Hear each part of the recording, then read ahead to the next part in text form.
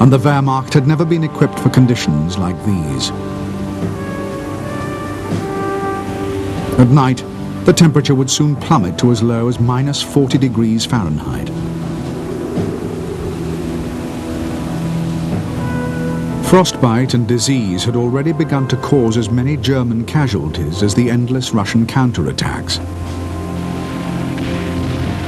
Dead and wounded had reached 155,000 in 3 weeks.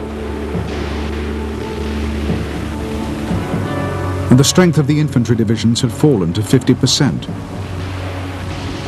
Meanwhile, the bitter cold caused serious problems for weapons and vehicles.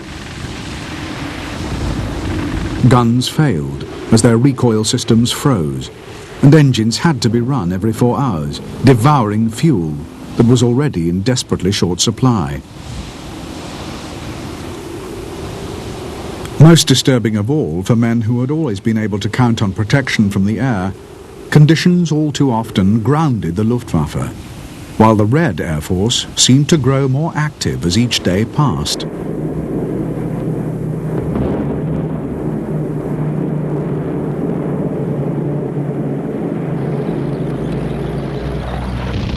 On December the 1st, in the centre, the German Fourth Army had launched a final massive effort to smash what defences remained in front of Moscow. Everything depended on the Russians having no reserves. However, for weeks, Zhukov had been denied reinforcements, as Stalin had held back increasingly powerful reserve formations, including the bulk of the Siberian divisions and their armour. The strength of the defenders was now up to over 500,000 men. On December the 5th, Zhukov launched the reserves in a massive counterattack.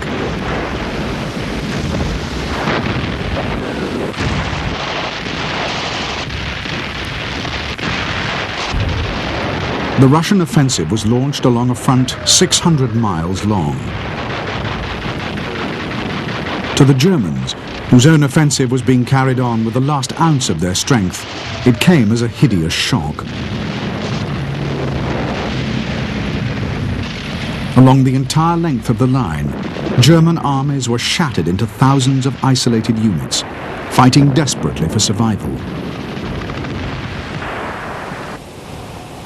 The Battle of Moscow was lost, and with it, the German Wehrmacht had lost the battle for Russia.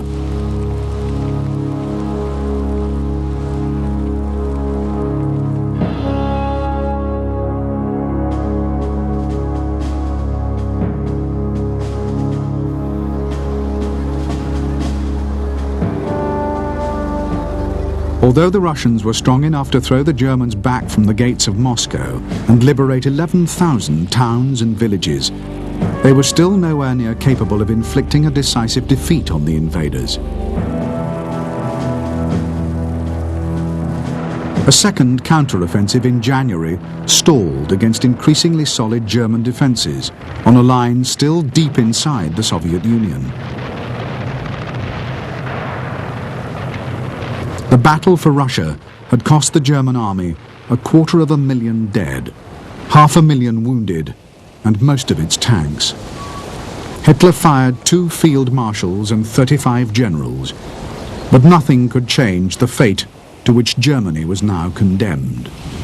No new sources of oil or strategic materials had been won, and the Wehrmacht was embroiled in conflicts on 2 fronts.